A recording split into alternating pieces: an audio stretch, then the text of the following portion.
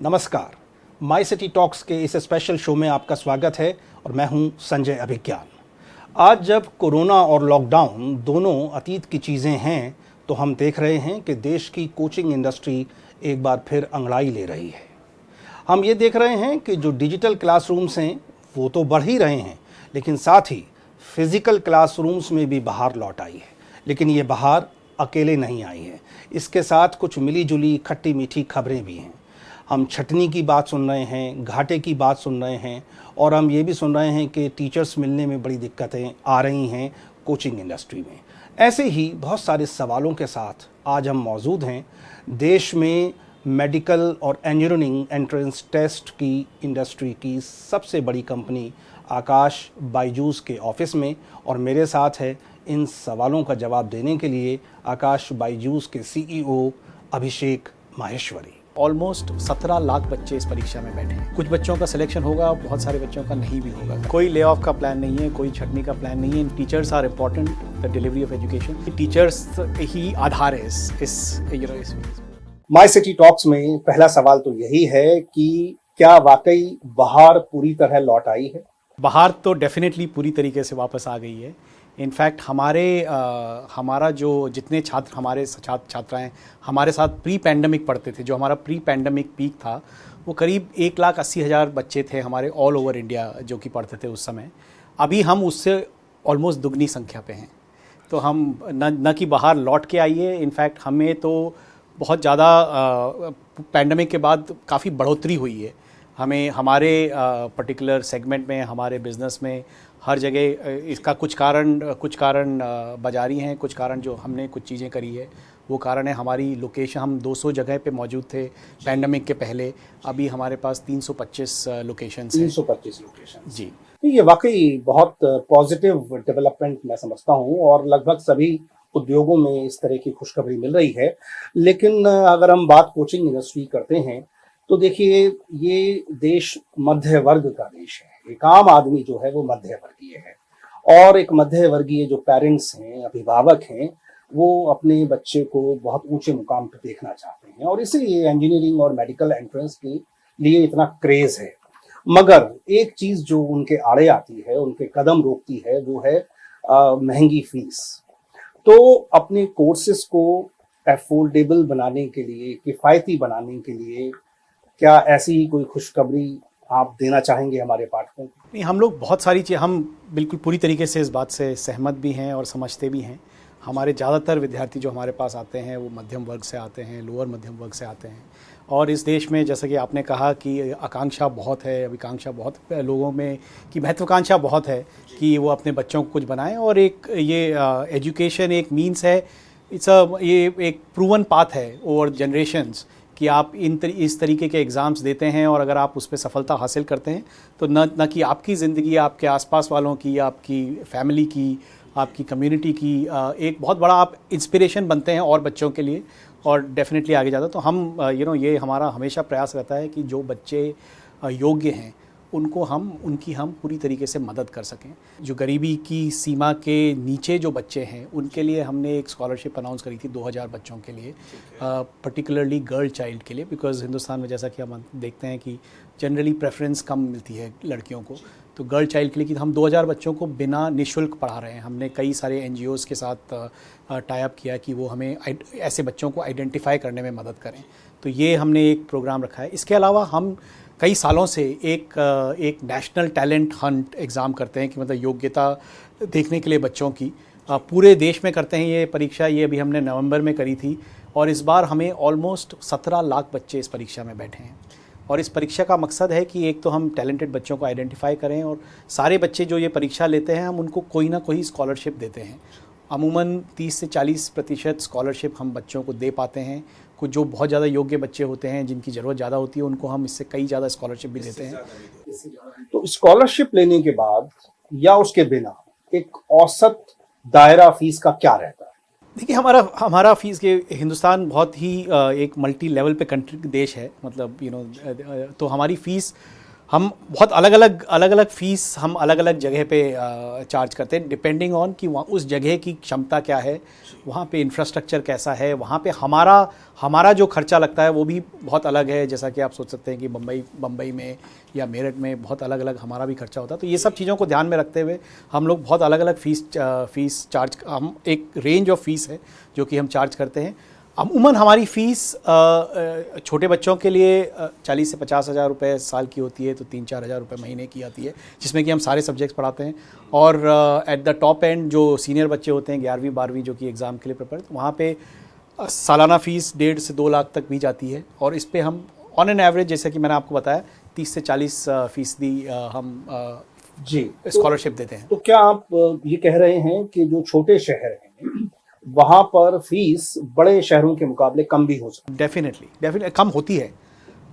मतलब हमारी, जैसा कि मैंने 2 शहर, मेरठ की फ़ीस मुंबई से आधी होगी, क्योंकि अगेन जो हम रेंटल देते हैं मुंबई में अपने क्लासरूम्स का या टीचर्स को की जो कॉस्ट होती है वो सब चीज़ें अलग होती है। तो हम इन सब चीज़ों को ध्यान में रखते हुए, अर्निंग कैपेसिटी भी एक मध्यम वर्गीय परिवार की जो मुंबई में है और यहाँ है तो बहुत अलग है। छटनी की खबरें आई हैं, फिर बहुत सारे खिलाड़ी इस सेगमेंट में हम अचानक देख रहे हैं, तो ओवरऑल जो नज़ारा है वो एक तरफ जहां अच्छी खबरें हैं कि भाई मार्केट बढ़ रही है, दोबारा कारोबार बहाल हो गया, लेकिन दूसरी तरफ ये जो छटनी के समाचार हैं या कि कंपटीशन बहुत बढ़ने के, टीचर्स मिलना बहुत मुश्किल हो रहा है, तो इस सब पर आपका क्या नज़रिया है? जी देखिए, ये जो एडटेक जिस तरीके से हम डिफ़ाइन करते हैं थी, एजुकेशन और एजुकेशन का बिज़नेस तो सदियों से चला आ रहा है। एडटेक जो इस करंट फॉर्म में है, ये पिछले कुछ सालों में इस इंडस्ट्री में बहुत पैसा है। ये एक उभरता बिज़नेस है और किसी भी उभरते बिज़नेस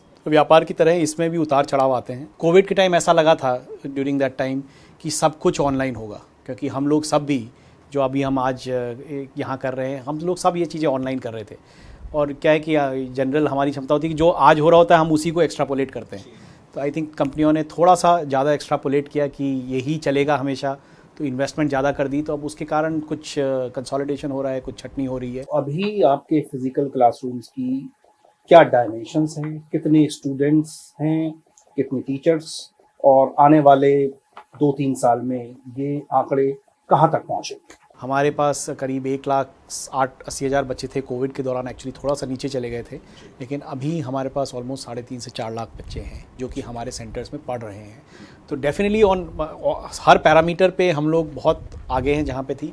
और ये जो 125 सेंटर्स भी हमने खोले हैं या और जो हम प्लान कर रहे हैं 30 से 50 सेंटर हर साल, ये हमें लगता है कि हिंदुस्तान में एक्चुअली हर डिस्ट्रिक्ट के अंदर हम जा सकते हैं, क्योंकि वहाँ डिमांड है। ये हमारा चैलेंज एक्चुअली अभी डिमांड से ज़्यादा सप्लाई का है, जो कि आपने भी पॉइंट आउट किया कि हमें काबिल टीचर्स मिलें। अच्छी फैकल्टी को आप कैसे सुनिश्चित करते हैं? मतलब बेसिकली टीचर्स के लिए क्या इंसेंटिव्स हैं, प्रोसेस क्या है, किस तरह आप टीचर्स की जो क्वालिटी या गुणवत्ता हम जिसे बोलते हैं वो कैसे आंकते हैं, तो ये किस तरह से आप रिक्रूट करते हैं? नहीं, तो सबसे पहले तो मैं ये कहना चाहूँगा कि टीचर्स ही आधार है इस बिज़नेस का, इस जो हमारा है। क्योंकि अल्टीमेटली अगर कोई मुझसे पूछता है कि अभी आकाश में आप करते क्या है, तो हम मतलब हमारा आंसर यही रहता है कि हम पढ़ाते हैं, right. Everything else is peripheral to that. So teachers are important, the delivery of education. तो हमने 3 लेवल पे इस पे काम किया है। एक तो कि जो हमारी पेडागॉजी है, जो हमारे पढ़ाने का तरीका है, जिस तरीके से हम कोर्स को डिवाइड करते हैं, जिस मेथड से पढ़ाते हैं कि इतने टाइम में इतना सिलेबस होगा, इस तरीके से पढ़ाएंगे, ये हमने बहुत स्टैंडर्डाइज्ड और बहुत रिसर्च के बाद किया है, क्योंकि हमारे पास 35 साल का एक्सपीरियंस है अब। तो हमने और कई इन सालों में हर साल बहुत सारे बच्चों ने क्लियर किया है, बहुत सारे बच्चों ने टॉप किया है। तो ये एक बहुत ही प्रूवन सॉलिड तरीका है जिस तरीके से हम करते हैं। आई थिंक दूसरी चीज़ है कि जो क्लास का साइज़ है, कि टीचर और बच्चे, क्योंकि जो कॉम्पिटिटिव एग्जाम है इसमें 2-3 चीज़ें बहुत मायने रखती है। एक तो कि आपका टीचर के साथ क्या कनेक्ट हो, कैन दे इंस्पायर यू, क्या वो आपको प्रोत्साहित कर रहे हैं, क्या वो आपको, बिकॉज ये एग्ज़ाम एक तो स्किल का एग्ज़ाम होता है, बट उसके अलावा विल का भी एग्ज़ाम होता है कि आप सही माइंड फ्रेम में हैं। तो हम क्लास साइज़ छोटे रखते हैं, हम बहुत डिसिप्लिन रखते हैं अपने सेंटर्स के अंदर, ताकि सब चीज़ें तरीके से चलें। कुछ डिसिप्लिन भी इंपॉर्टेंट होता है। ज़्यादा से ज़्यादा हमारे बच्चे हैं 15 से 18 साल के बच्चे, तो अगर वो डिसिप्लिन तरीके से पढ़ें। दूसरा, उनका पीयर ग्रुप इंपॉर्टेंट होता है, तो अगर सही तरीके के बच्चे होंगे विथ राइट इंटेंट, तो ये दूसरी चीज़ है कि जो कि हम जिस तरीके से अपने सेंटर चलाते हैं, जिस तरीके से टीचर्स को रखते हैं, that is it's also time proven. बहुत बहुत सही तरीके से प्रोसेस हमने सेट कर रखा है, जिससे कि हमारे हर सेंटर सेम तरीके से चलेगा। तो आप आकाश की जो प्रॉमिस है वो एक किसी टीचर पे डिपेंडेंट नहीं है कि इस सेंटर में ये टीचर है, ये सब्जेक्ट अच्छा पढ़ाता है। हम हर सेंटर में वो सब्जेक्ट उसी तरीके से with in a very narrow band of delivery हम कर सकते हैं डिलीवरी। मतलब प्रोसीजर स्टैंडर्ड, बहुत प्रोसीजर स्टैंडर्ड है, इंडिविजुअल उस पर इतना निर्भर नहीं। बिल्कुल। तो वो हमने, और पेडागोजी स्टैंडर्ड है, पढ़ाने का तरीका स्टैंडर्ड है, मेथोडोलॉजी स्टैंडर्ड है। और तीसरी चीज़ है कि हम जब रिक्रूट करते हैं तो हमारा बहुत रिगरस रिक्रूटमेंट प्रोसेस है, क्योंकि हम अल्टीमेटली बच्चों को कॉम्पिटिटिव एग्जाम्स के लिए पढ़ा रहे हैं। तो हम टीचर्स का टेस्ट लेते हैं, they need to clear those exams, कि अगर आप आईआईटी या मेडिकल के लिए किसी बच्चे को केमिस्ट्री पढ़ा रहे हैं तो you should be able to clear those exams. We take a very rigorous interview process, and हम लोग ट्रेनिंग में भी बहुत बहुत ध्यान देते हैं। क्या एडिशनल कोर्सेज भी कुछ आप शुरू करने का इरादा रखते हैं? देखिए, अभी तो हम लोग जिस सेगमेंट में हैं, now we are also part of a bigger group Byju's का, लेकिन हम लोग जिस सेगमेंट में हैं जो कि हाई स्कूल स्टूडेंट्स का जो कॉम्पिटिटिव एग्ज़ाम्स हैं साइंस बेस्ड, प्रिडोमिनेटली जो नीट, और वो काफ़ी बड़ा सेगमेंट, अभी हमें लगता है कि अभी हमें इसमें ही काफ़ी जगह हम और जा सकते हैं, काफ़ी तादाद में और बच्चों को हम पढ़ा सकते हैं।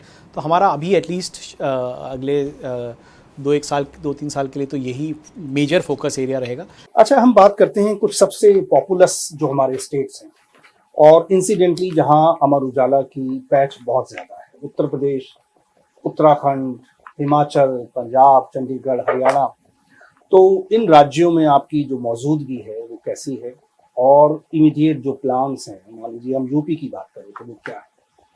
यूपी में हमारी बहुत स्ट्रॉन्ग मौजूदगी है, लेकिन यूपी इतना पॉपुलस प्रदेश है। यूपी में अगेन जो महत्वाकांक्षा है लोगों की, जो डिज़ायर है, जो वो करना चाहते हैं, और इतने सारे छोटे छोटे कस्बे, ज़िले, पॉपुलेशन है कि वहाँ पे तो हमें अभी लगता है कि अभी तो हम, ऑल्दो हमारे यूपी में, मैं एग्जैक्टली तो मुझे नहीं मालूम, लेकिन हमारे 25 से 30 सेंटर ऑलरेडी हैं। आपके लिए टीयर 2 एंड टीयर 3 सिटीज कितनी इंपॉर्टेंट हैं, और अभी इन सो कॉल्ड छोटे शहरों में आपकी वहाँ क्या कितनी मौजूदगी? नहीं, वहाँ भी मौजूदगी है। हमारे बहुत सारे छोटे शहर में, हमने गोरखपुर में सेंटर खोला है पिछले साल, हमने बहुत सारी जगह में, हमने अयोध्या में सेंटर खोला है पिछले साल, वही देख करके कि वहाँ से बच्चे लखनऊ आ रहे थे।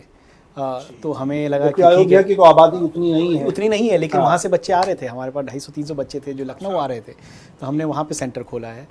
अगर हम स्टूडेंट्स की और पेरेंट्स की एस्पिरेशंस की बात करते हैं, तो क्या आप साउथ और नॉर्थ में कुछ फर्क देखते हैं? मतलब जो डिमांड या propensity to hire a coaching service, वो साउथ में ज़्यादा है या नॉर्थ में ज़्यादा है? मैं बहुत जैसे अगर मैं 10,000 फुट की बात करूं तो मेरे ख्याल से कोई ज़्यादा फ़र्क नहीं है। आई थिंक हर जगह डिमांड बहुत है। हमारे साउथ में भी, हम कर्नाटका जैसे शहर में, हम जैसे बेंगलोर में हमारे 11 सेंटर हैं, लेकिन आउटसाइड ऑफ बेंगलोर कर्नाटका में 17 सेंटर हैं हमारे रेस्ट ऑफ बेंगलोर में। तो छोटी जगह से गुलबर्गा है, वहाँ भी हम देखते हैं demand. Tamil Nadu, Kerala, I think demand south में हर जगह है। नॉर्थ की हमने बात करी है, तो मेरे ख्याल से हर जगह है। अगले साल की आपकी फाइनेंशियल प्रोजेक्शंस क्या है? मतलब बिजनेस वाइज आप कहाँ देखते हैं एक साल? देखिए, हम लोग अपना जो राजस्व है, रेवेन्यू है, वो तो पब्लिकली नहीं करते declare, because we are part of a bigger organisation now. लेकिन मैं बच्चों का कहूँगा कि जैसे इस साल हमारे पास ऑलमोस्ट 3.5 लाख बच्चे ऑफलाइन में हैं, करीब 60-70 हज़ार बच्चे ऑनलाइन में पढ़ रहे हैं, तो ऑलमोस्ट 4 लाख बच्चे हैं, 4 लाख प्लस बच्चे हैं हमारे साल इस साल। हमें पिछले 2 साल में तो हमने ऑलमोस्ट डबल किया है, तो 40-50% ग्रोथ हुई है हर साल।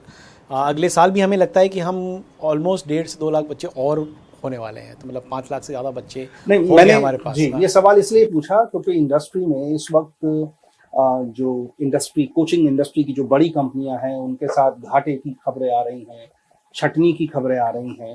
तो आकाश इंस्टीट्यूट या आकाश बायजूस स्टैंड अलोन सब्सिडियरी के रूप में आप मुनाफे में हैं या नहीं? हम लोग मुनाफे में हैं। ये बिज़नेस इनहेरेंटली, एक्चुअली अच्छी बात ये है कि इनहेरेंटली बहुत ये प्रॉफिटेबल बिजनेस है, क्योंकि इट्स अ सिंपल बिजनेस। और आपकी सब्सिडियरी में भी हमारे, हाँ, तो हमारा मुनाफे में है। ये कंपनी हमेशा से रही है।